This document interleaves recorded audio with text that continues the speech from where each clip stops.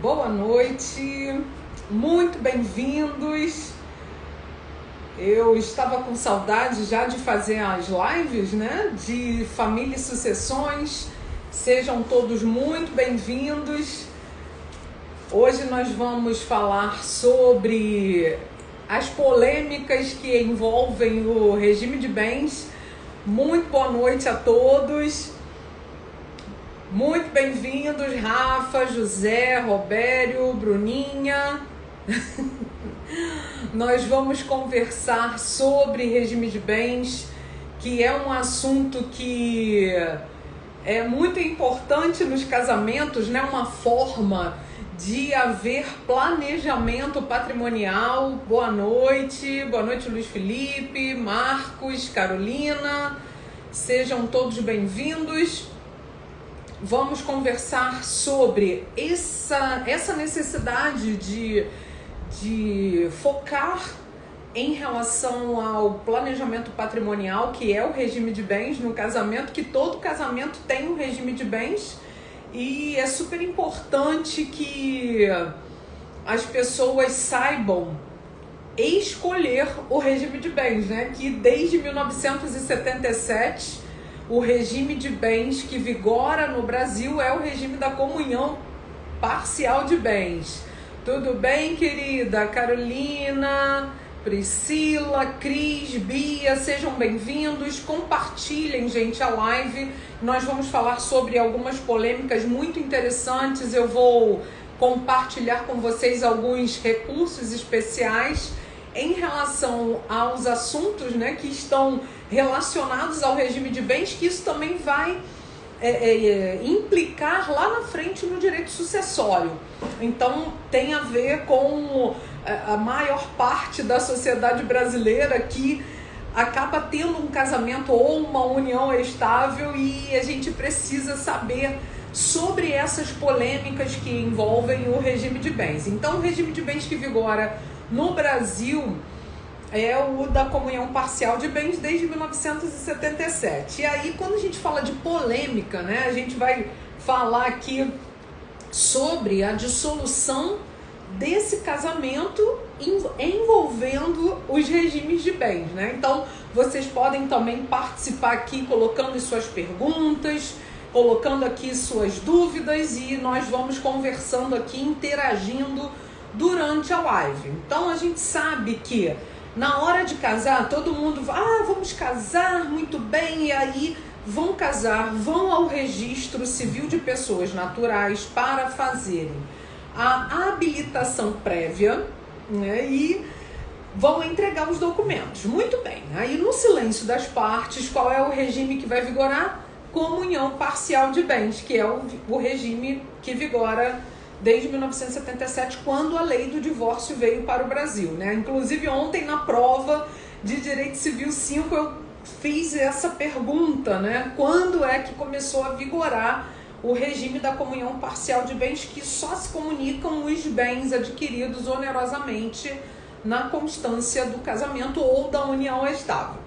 Muito bem, aí casam pelo regime da comunhão parcial de bens, mas na hora do divórcio, da dissolução da sociedade conjugal, acaba acontecendo essas polêmicas, né, envolvendo o regime de bens, que isso é primordial para um planejamento patrimonial também, porque quando a gente fala de planejamento patrimonial, a gente não está falando só de planejamento sucessório, mas está falando sobre um planejamento que o casal precisa fazer para deliberar a questão dos bens que envolvem o casal, né? Então, sejam todos vocês muito bem-vindos aqui. Então, assim, o que acontece, né, quando o casal dissolve aquela união? Porque é possível fazer um pacto antenupcial? É possível, só que o pacto antenupcial, ele não é realizado no registro civil de pessoas naturais. Ele é realizado no tabelionato de notas. E aí a pessoa faz a habilitação prévia, o casal faz a habilitação prévia no RCPN, mas precisa fazer o pacto antenupcial no tabelionato de notas. Por quê? Porque assim delibera o Código Civil, a partir do artigo 1673. Então, precisa fazer o pacto antenupcial por cartório, no tabelionato de notas, e aí escolhendo um regime diferenciado, porque o regime que vai vigorar no silêncio das partes é o da comunhão parcial de bens. Mas vamos supor que o casal queira escolher o regime da separação total de bens, né? Então, assim pode acontecer e através desse pacto antenupcial que é realizado no tabelionato de notas. Então, esse casal vai ter uma certidão de casamento e vai ter um pacto antenupcial. São 2 documentos que precisam, inclusive, ser levados também ao registro de imóveis, na junta comercial, se tratarem de casais de cônjuges empresários, e tudo isso precisa ser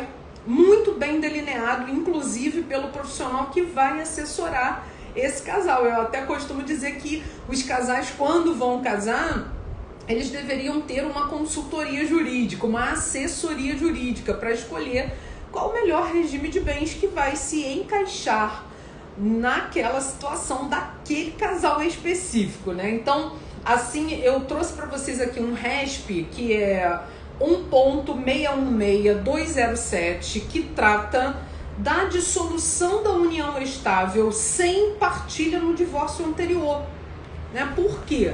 A gente sabe, né, que essa é uma das polêmicas, que uma pessoa divorciada, ela pode casar. E o divorciado sem partilha, né, por exemplo, João e Maria são casados, divorciaram, mas não fizeram partilha dos bens. E aí o João vai e começa um outro relacionamento com a Ana. E isso é muito comum, né? Então, o que acontece? O João divorciou da Maria, não fez partilha e já está em outro relacionamento.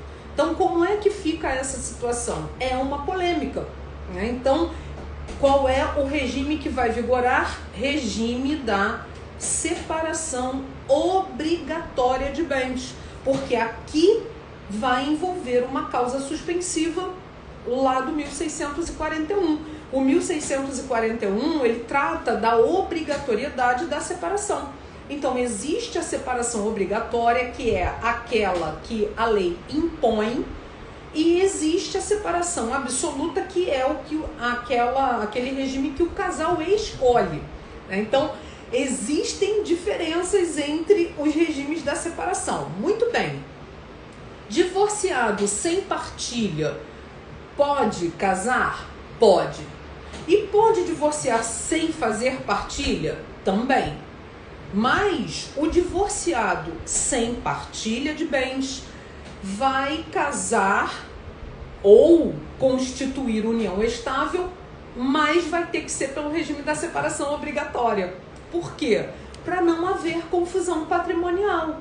Então, primeiro resolva a sua situação lá, o João com a Maria, para depois ter outro relacionamento. E, gente, quantas pessoas estão vivendo essa situação, né? Então, existe já julgados no STJ exatamente esse RESP que eu acabei de falar com vocês, né? Que é 1.616207, que estabelece que o novo casamento ou a nova união estável que não foi feita a partilha do bem do casamento anterior, do divórcio anterior, né, óbvio, que vai ter que seguir pelo regime da separação obrigatória de bens, ok? Então, essa é uma polêmica. Ah, professora, mas a separação obrigatória de bens, ela também vai ser imposta à união estável? Sim, vai ser. Mesmo que haja uma divergência doutrinária, tá? Porque o artigo 1723, parágrafo 2º do Código Civil prevê que as causas suspensivas, elas não vão impedir a união estável, assim como também não impedem o casamento. E o que são as causas suspensivas? Só relembrando as causas do 1523. Não devem casar divorciado sem partilha, viúvo sem inventário, tutor com tutelado, curador com curatelado, sem que tenha havido a prestação de contas. Esses vão casar mas vão casar pelo regime da separação obrigatória de bens, ok? Para não haver confusão patrimonial. O viúvo pode casar? Pode, ele já dissolveu a sociedade conjugal. O divorciado pode casar? Pode, porque a dissolução do casamento já ocorreu. Mas se ainda tiver alguma pendência patrimonial com o cônjuge, com o ex-cônjuge ou com o cônjuge falecido, primeiro resolva isso para depois casar. Ou se tiver pressa para casar, vai casar, mas pelo regime da separação obrigatória de bens. Por quê? O 1641, ele vai impor uma espécie de sanção para quem não observar as recomendações legais. Ou seja, você pode, mas não deve, que é diferente, né? Assim, eu posso casar? Olha, você pode, mas não deve. O melhor é aguardar. Mas já que você está com pressa de casar, você pode casar e pode constituir união estável também. Só que vai ter que ser pelo regime da separação obrigatória, tá? Então, essa é uma primeira polêmica que a gente vê por aí, né, gente? Por quê? Porque as pessoas ainda estão casadas no papel, no primeiro casamento, e já estão em outro relacionamento, né? Que isso é algo recorrente na nossa sociedade. Então, lá no curso, né, de Família e Sucessões, eu falo para os alunos, olha, vamos prestar assessoria jurídica para tantas pessoas que estão com a vida irregular, né? Porque isso não é ilegal, mas é irregular. Então, há uma diferença entre irregularidade, ilicitude e de você estar de forma ilegal. Não é ilegal, mas é irregular, né? E a polêmica também em relação à separação de fato. Porque o que é uma separação de fato? É separação de corpos. A pessoa não está mais casada, ela não está coabitando, mas ela já está em outro relacionamento, né? Então, ela sai de casa, já começa um novo relacionamento. E aí, como é que faz? Eu posso fazer uma escritura pública de separação de fato? Posso.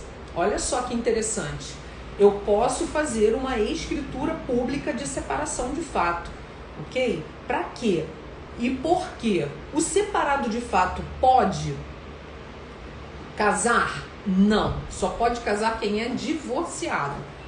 Mas o 1723, parágrafo 1º, permite que o separado de fato judicialmente constitua união estável.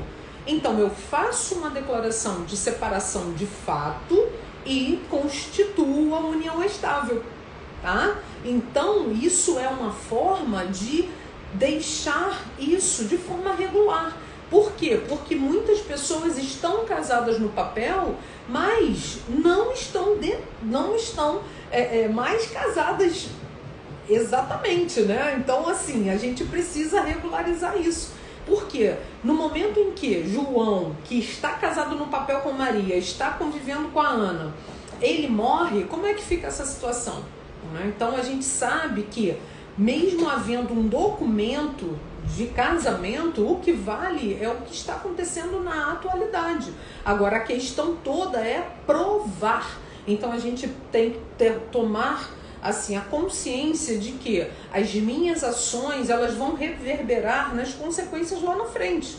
E cada vez que a gente deixa para depois, para regularizar alguma situação, a gente vai tendo consequências negativas. Então, o quanto antes a gente puder ajustar, né, tudo que a gente precisa regularizar na nossa vida, melhor, né? Por quê? Porque isso acontece muito, pessoal. Então, a gente precisa realmente ter esse cuidado ao regularizar as mais diversas necessidades aí conjugais, patrimoniais, que as pessoas deixam pendentes. Então, isso é importante a gente colocar em pauta, né? Então, eu posso sim fazer uma escritura pública de separação de fato para poder desvincular aquela sociedade. Mas, óbvio que eu preciso também regularizar os divórcios, certo? Porque somente o divórcio é que faz com que a pessoa possa casar novamente, ok, pessoal? E, por exemplo, alteração do regime de bens. Eu posso fazer alteração do regime de bens durante o casamento? Posso. 1639, parágrafo 2º, permite que se faça alteração do regime de bens na constância do casamento. Só que a lei prevê que essa alteração ela vai ser feita por ação judicial, que é uma jurisdição voluntária, ou seja, é consensual, e o efeito é ex nunc, ou seja, o enfoque aí é prospectivo e os efeitos são prospectivos, é da sentença para frente e não vai retroagir. Mas e como fazer isso em relação à união estável? É uma polêmica também que a gente vai tratar aqui, tá? Que eu trouxe umas 4 polêmicas aqui para a gente poder conversar na live. Então vamos lá, você está atendendo um cliente que tem uma união estável com comunhão parcial de bens, mas esses clientes querem alterar o regime de bens para separação total. Pode? Pode, mas como é que a gente vai fazer em relação à união estável? Então, não vai haver necessidade de ajuizar uma ação. Olha só que interessante. Então, nós temos também julgado no STJ, que é o Superior Tribunal de Justiça, que delibera a possibilidade de fazer uma nova escritura pública de união estável, deliberando um novo regime de bens para vigorar naquela união estável. Então, eu tenho uma união estável até 2021 com o regime da comunhão parcial de bens e eu quero alterar esse regime. Então, João e Maria, que estão convivendo, têm uma união estável registrada e eles querem alterar o regime de bens. Podem, fazendo uma nova escritura pública de união estável, certo? Então, é assim que se procede. E isso está julgado no RESP, se vocês quiserem anotar, tá? O que é RESP? Recurso especial. Então, sempre que um recurso for interposto para o Superior Tribunal de Justiça, nós vamos chamar de recurso especial, que abreviado é RESP. Então, o número do RESP é 1.597.675. 1.597.675, tá? Que permite que uma escritura pública substitua a anterior. Então, assim que nós vamos resolver a polêmica da alteração do regime de bens na união estável. Tá? Então, assim, vamos também deliberar. Tá? Uma outra questão também é a mancomunhão. Né? O que é mancomunhão? Já ouviram aquela expressão, né? Ah, fulano está mancomunado com o outro. Então, o que é mancomunhão? Mancomunhão é de mãos dadas, né? E o que significa isso no casamento? Então, o casal vai fazer o divórcio e a partilha de bens e os bens ficam em condomínio. Mas a gente precisa entender que, se não for feita essa partilha, há um entendimento de que esses bens ficam em mancomunhão. Tá? Então, essa mancomunhão não é condomínio. O que é o condomínio? 50% do João, 50% da Maria. Isso é condomínio. E no condomínio, o condômino tem preferência para adquirir aquele bem. Mas na mancomunhão, todo mundo é dono de tudo. E aí fica muito mais complexo isso. E há entendimento doutrinário jurisprudencial que vai obstar, impedir que o casal venda entre si aquele bem que adquiriram conjuntamente durante o casamento. Tá? Ah, professora, como nós vamos fazer isso? Vamos fazer um requerimento junto ao registro de imóveis. Porque, gente, o registrador do registro de imóveis, porque a gente chama tabelião, o responsável pelos tabelionatos de notas, e o registrador responsável pelo registro de imóveis, que antigamente era chamado de RGI. A gente não denomina mais RGI. Ou é Sistema Registral de Imóveis ou Registro de Imóveis. Então, nós vamos fazer um requerimento ao registrador de imóveis para transformar a mancomunhão em condomínio. Por isso é que eu oriento os meus clientes, na hora de fazer o divórcio, eu falo, vamos fazer a partilha. Por quê? Porque é muito melhor fazer a partilha ou um vai adquirir a parte do outro ou um vai doar a parte dele para o outro. Eu estou nas tratativas de um acordo de um divórcio agora, né, que na verdade a gente já concluiu as tratativas, já chegamos ao ponto final do consenso, ainda bem, né, que eu sempre privilegio o consenso entre as partes, que é o melhor de tudo, né, não deixar para o juiz decidir a nossa vida, mas sim cada um decidir aquilo que é melhor para o casal. Então, desjudicializar as relações familiares, que é o que levanta a bandeira dessa desjudicialização. Muito bem. Então, eu acabei agora de fazer essas tratativas de acordo e ele tinha um imóvel que ele adquiriu antes do casamento, pagou o sinal e pagou as prestações durante o casamento. Então, ela tem direito. E antes de eu entrar nesse cenário, né, de consenso, de mediação entre eles, porque eu também sou mediadora qualificada pelo Tribunal de Justiça do Estado do Rio de Janeiro, eu perguntei, né, quais eram os bens que iriam ser partilhados. E aí ele falou, né, não, só tem um carro e tem móveis e eu vou pagar uma pensão para ela durante um ano. Tudo bem, mas você tem imóvel? Não, mas o imóvel eu comprei antes. Tá, mas qual é a data do registro de imóveis? Porque a certidão de ônus reais é o que confere titularidade de propriedade, né, gente? Só é dono quem registra. E não adianta, a gente vai lá saber como é que está a condição do imóvel pela certidão de ônus reais. Então, o que aconteceu no caso? Ele comprou o imóvel antes, pagou o sinal, mas pagou. Boa noite, Rafa, boa noite a todos os queridos que estão aqui. Boa noite, queridos. Muito bom ter vocês aqui. Olha, vamos interagindo aí, hein? Se quiserem fazer alguma pergunta, estou à disposição. E aí, o que aconteceu? Ele pagou as prestações depois. Eu falei, pois bem, ela tem direito à metade das prestações que foram pagas. Aí ele já ficou meio assim. Eu falei, olha só, você tem criptoativos? Aí ele, como assim? Eu falei, você tem criptomoedas, bitcoins, né? Aí ele, tenho 6 criptoativos, né? Criptomoedas. Aí eu, tudo bem, ela tem direito a 3.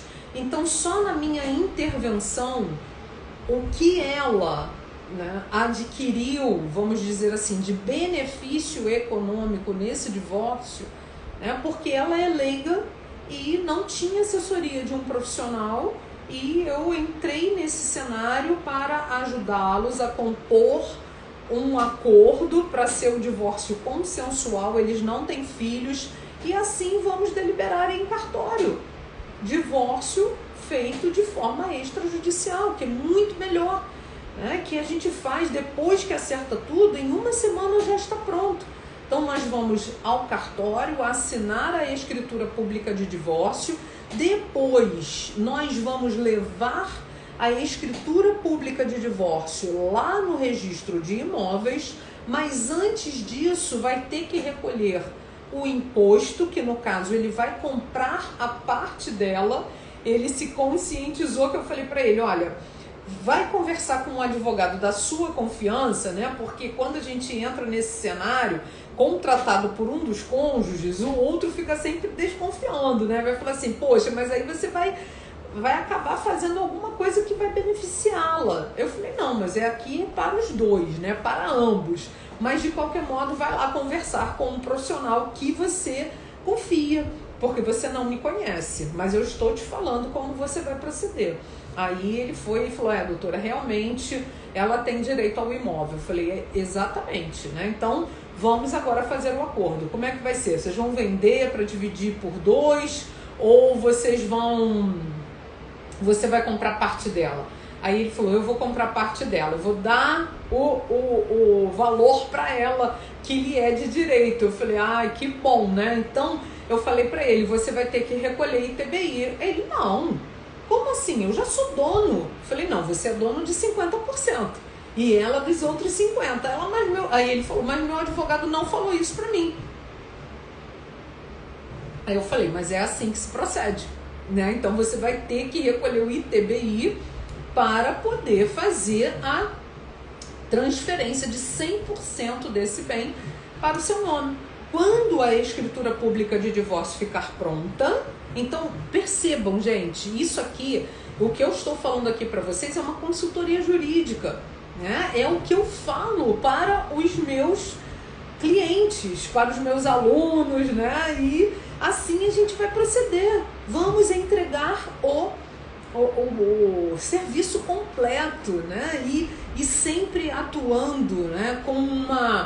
com uma gentileza, com educação, com uma gestão interpessoal, né? Então, assim a gente vai fazendo, tá? Então, olha só a orientação.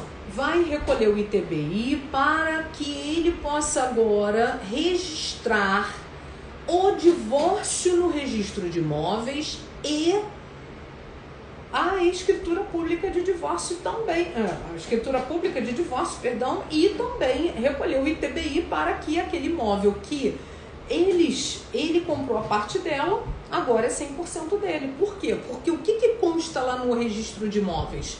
Que o imóvel pertence a fulano casado com ciclana. E aí o imóvel é dos dois. Então já isso se pressupõe que é 50% para cada um, certo? E agora ele compra a parte dela, recolhe ITBI. Ah, professora, é necessário recolher ITBI na hora da escritura pública? Não. Já tem decisão do STJ que não é necessário recolher o ITBI no momento da escritura pública. Vai recolher o ITBI no momento do registro, tá? Então, no momento do registro, aí sim vai recolher o imposto inerente à aquisição da parte dela. Então, ele vai pagar o valor que é inerente a ela, de 50% do valor do bem, e vai registrar o bem em nome dele. Depois que já estiver tudo assinado com a escritura pública, o traslado da escritura pública do divórcio, eles vão averbar isso no registro civil de pessoas naturais e também no registro de imóveis, tá? Então, não é simplesmente fazer o divórcio lá no cartório e depois, olha, clientes, tchau, já fiz o meu papel. Não, é acompanhar isso também para o cliente até o final, né? Entregar o serviço completo. Deixa eu ver aqui, vocês estão fazendo algumas perguntas. Estou com uma ação de divórcio que o imóvel foi financiado antes da realização do casamento, porém o cliente pegou emprestado R$8.000 com o avô da ex-mulher. Meu Deus, então aí é mais complexo ainda, né, Rafa? Por quê? Porque o imóvel financiado, ele não é de propriedade deles, tá? Então o imóvel financiado, ele está em alienação fiduciária. Então por isso que tudo que for pago durante o casamento, esse financiamento é partilhado, né? E esse valor que ele pediu emprestado para o avô da ex-mulher, meu Deus do céu, ele tem que pagar o que é do avô da ex-mulher. E o que faz parte da partilha ali do casal, né? O que vai contabilizar para a partilha? Tudo que foi pago durante o casamento. Ah, mas não está quitado. Então, ok, vamos vender para uma terceira pessoa e verificar se o banco vai autorizar que altere o adquirente, né? Por quê? Porque o banco não vai liberar crédito para qualquer pessoa. Uma pessoa só vai poder fazer uma alienação fiduciária. O que é uma alienação fiduciária? É uma compra financiada, se ela tiver renda para isso, certo? E aí, quando o casal se separa, João e Maria vão se separar, vão divorciar, eles podem vender o bem financiado, vão repassar o financiamento para um terceiro. Mas esse terceiro tem que ser aceito pelo banco também, tá? Ou então ele sozinho vai assumir as prestações, ou ela sozinha vai assumir as prestações, tá? Então é assim que a gente vai proceder. Polêmicas aí no regime de bens. Ah, professora, mas a gente casou no separação total de bens. Mesmo assim, vai partilhar na separação total de bens, o que é dele é dele, o que é dela é dela, mas nada impede que eles também adquiram um bem comum. Tá? E mais, como é que vai ser tratado esse bem comum? Vai ser tratado como condomínio. Cada um vai participar com o que contribuiu para a aquisição. 70% da renda dele, 30% da renda dela. Então é assim que será a partilha se houver alguma dissolução, tá? Então assim a gente vai proceder e vai orientar os clientes nesse sentido também. Na audiência, a juíza deixou claro que isso já pode configurar a união estável e fizeram um acordo do ex-marido indenizá-la de acordo com o valor das prestações que foram pagas. Perfeito, é isso aí.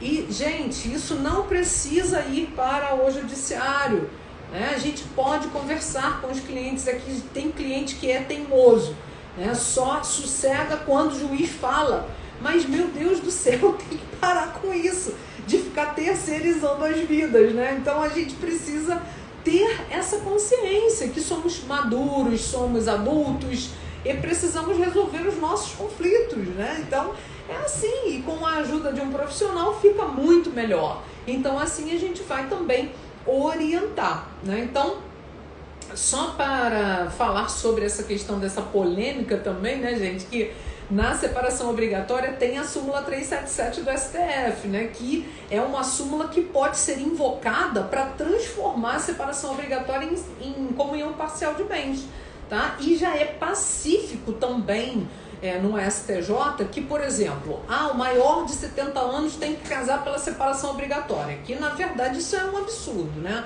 Que como se uma pessoa com 70 anos fosse incapaz, e não é isso.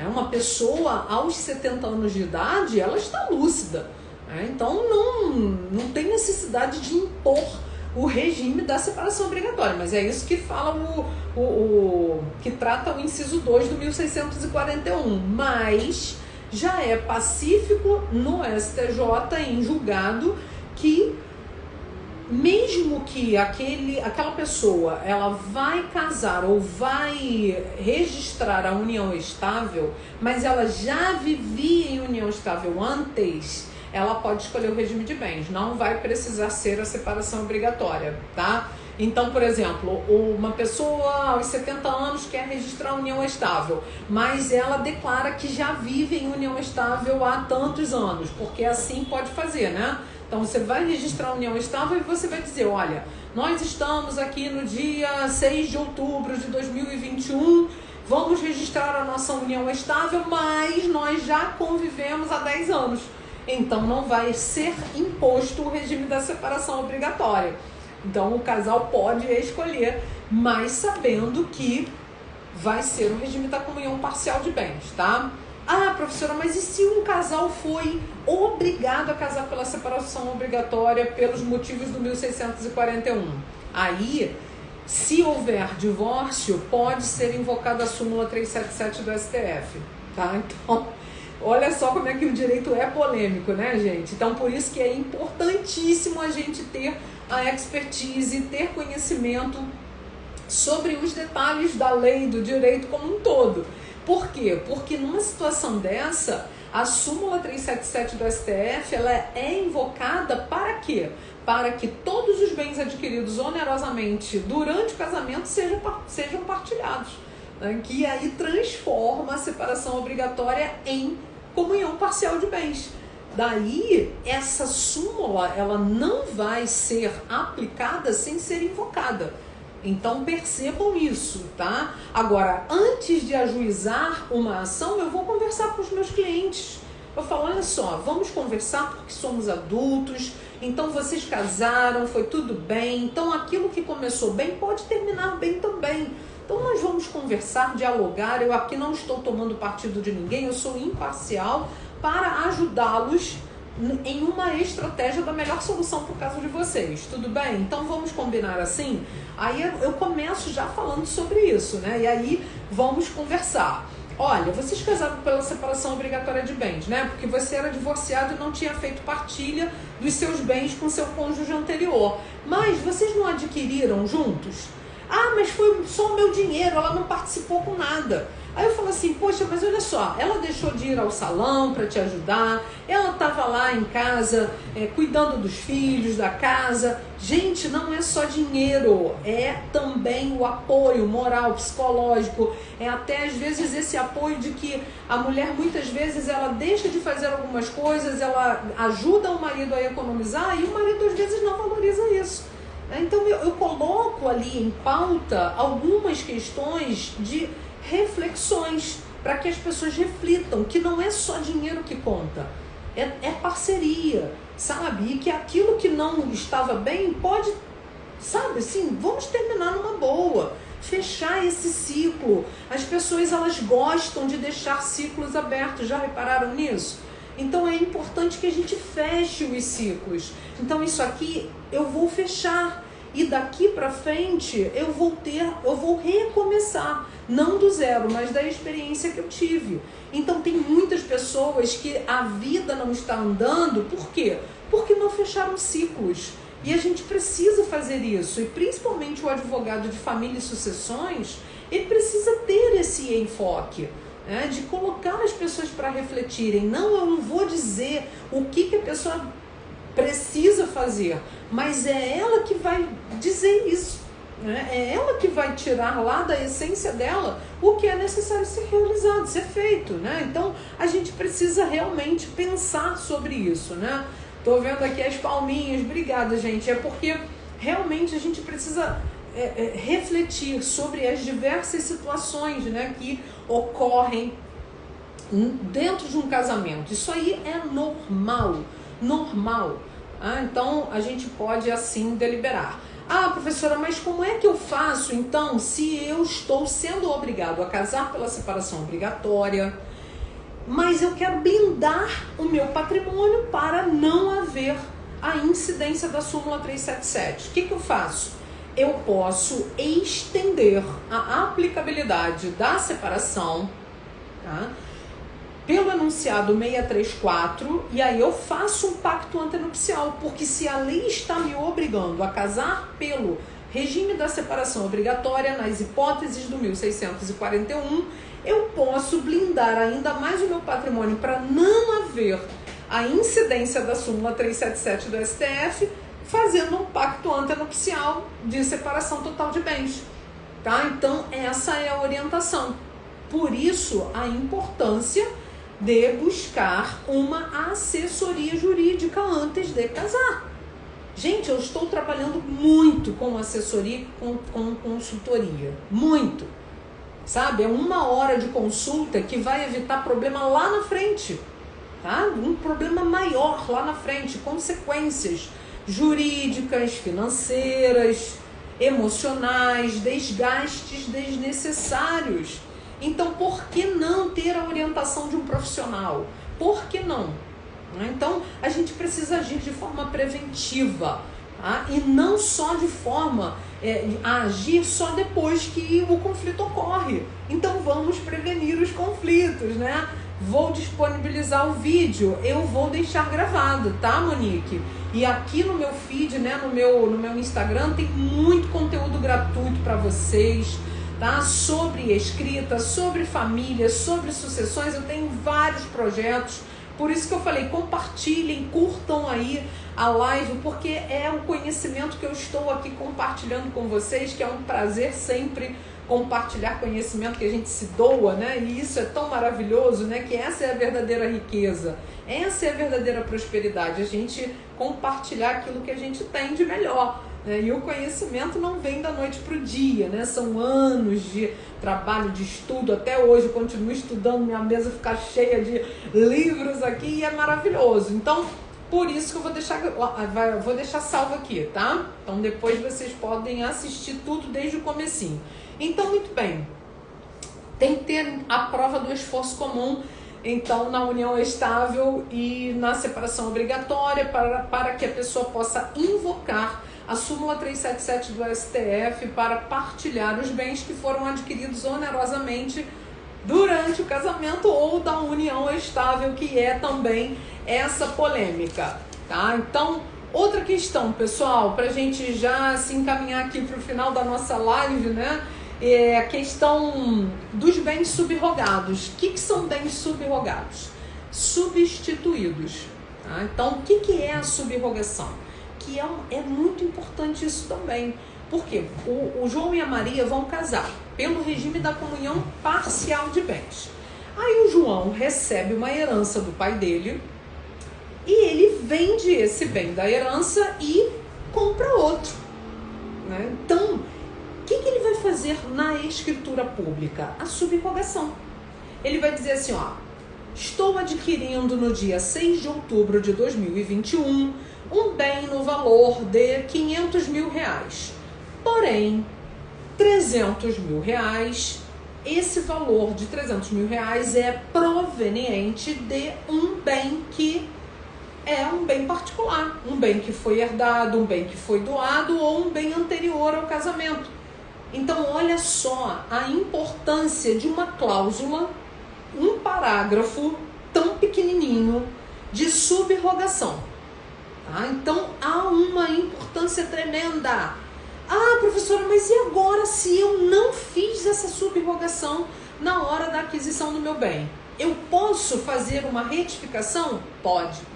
Pode fazer a retificação. O que você vai fazer? Você vai lá no registro de imóveis e vai fazer assim, olha, eu adquiri um bem durante o casamento de R$500 mil junto com a minha esposa, né, durante o casamento.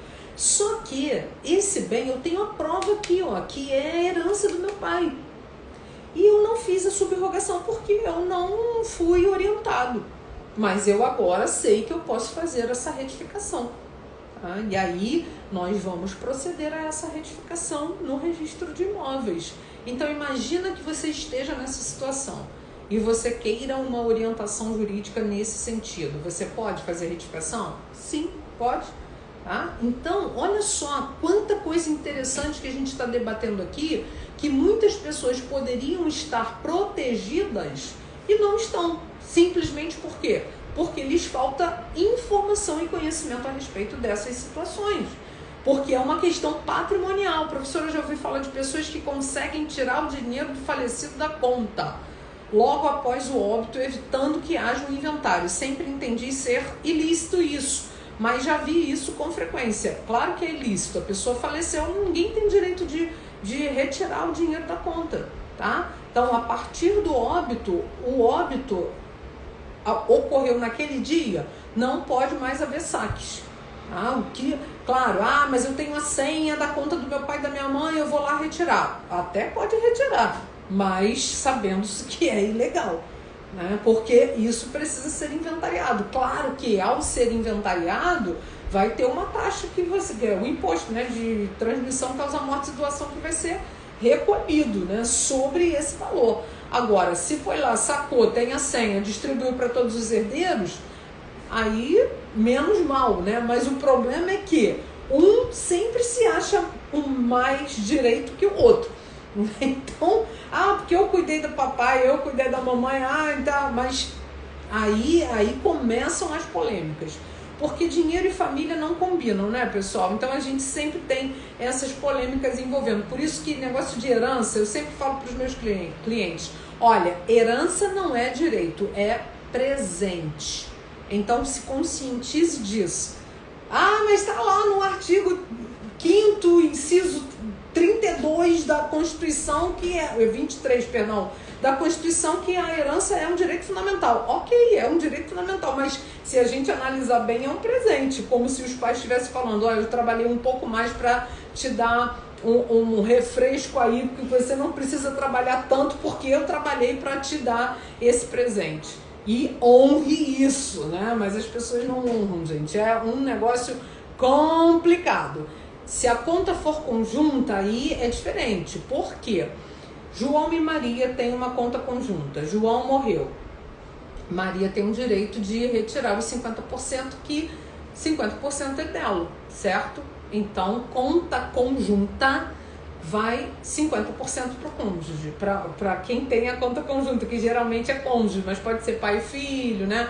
Mais 50% de cada um. Mas não impede que haja inventário disso também. Porque vai entrar no inventário aquela casa que pertence aos dois, aquela conta que pertence aos dois, e aí, por isso é que vai entrar no inventário. Só que a meação, ela não vai ser tributada, certo?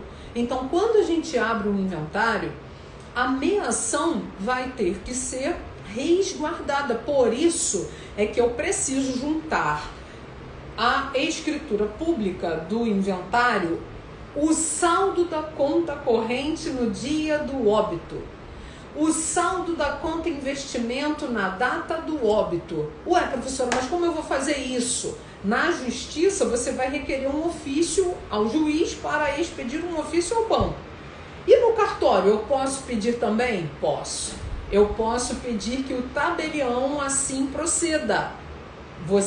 Eu já falei isso em uma live anterior, mas o tabelião tem também poder para notificar não, né? Porque aí não é notificar, é oficiar o banco para requerer qual é a conta, qual é o valor que está depositado na conta do falecido, na data do óbito, tá? Então, e outra coisa, gente, se o falecido deixou um cartão de crédito em débito em conta corrente, né, débito automático, aquele valor das faturas seguintes vão ser descontadas da conta, tá? Por quê?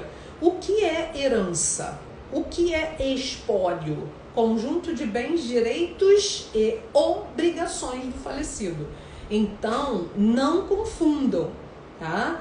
Porque tem gente que fala assim, mas então ele faleceu, a dívida morreu, então para de pagar o cartão. Não é assim, não é assim, tá? Então, primeiro paga as dívidas para depois distribuir a herança, tá? Então, paga as dívidas primeiro, depois faz o cálculo da legítima. Eu gravei uma aula dessa para o pessoal das turmas 1 e 2 de família e sucessões, e depois faz a distribuição da herança. É assim que se procede, tá? Então não vamos confundir. Deixa eu ver. Entendeu, querida? Então é assim que a gente faz. Professor, e se a conta conjunta for com uma pessoa que não seja da família? Após o óbito, a pessoa pode retirar o valor que está na conta? Aí vai ter que ter uma autorização também. Se o gerente, porque o gerente de banco, né, quando a pessoa tem conta conjunta, metade é de um, metade é do outro, mas a família do falecido vai providenciar o inventário, certo? E o que tem que ser juntado? A conta, o valor total da conta na data do óbito. Então, mesmo que não seja uma pessoa da família, seja um estranho, que não é comum, né? A pessoa ter uma conta conjunta com uma pessoa que não seja da família, mas pode acontecer, e aí a pessoa vai ter o direito de retirar a metade que lhe cabe, tá? Mas sempre será inventariado a metade do valor que está em nome do falecido. E essa metade do valor vai servir para pagar as dívidas dele, tá? Então, não deixem de observar isso, tá? Então, a gente precisa ter em mente que a dívida não morre com o morto. A dívida, quem vai pagar a dívida do falecido é o espólio dele, não são os herdeiros, mas o espólio dele, tá? Por exemplo, com um amigo. Pode ser, né? Pode ser com um amigo, mas a gente vê muito essa polêmica também acontecendo. Então, pessoal, quando ocorre a subrogação, a gente precisa deixar isso também consignado, tá? Por quê? Porque isso vai implicar na partilha de bens também, né? Por quê? Se o João tem um bem que lhe foi doado ou herdado que vale 300 mil e ele adquiriu um de 500 mil na constância do casamento ou da união estável, o cônjuge não vai ter direito à metade de 500, vai ter direito à metade de 200. Por quê? Porque foi o valor que foi integralizado. Então, por isso, a necessidade de fazer a subrogação, que é a substituição de um bem pelo outro, ou de um valor que estava depositado em uma conta investimento, uma conta poupança, que foi retirado para comprar aquele bem. Então, por isso que tudo isso vai ter uma polêmica no regime de bens também. Então,